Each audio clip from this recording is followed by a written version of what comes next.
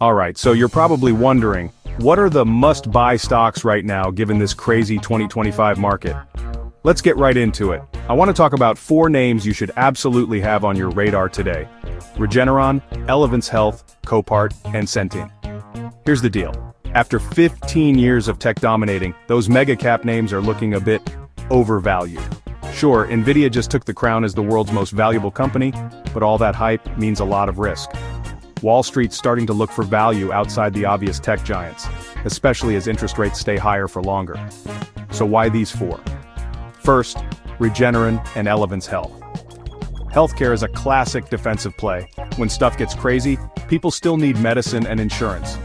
Both companies are embracing AI to boost efficiency, and with strong balance sheets, they're built to survive whatever the Fed throws at us. Centene is another healthcare powerhouse, really focused on providing managed care. It's got stability written all over it, and in a market that's jittery about tariffs and global trade shifts, that matters. And then there's Copart, not a tech stock at all. They run online auctions for vehicles. But here's the kicker.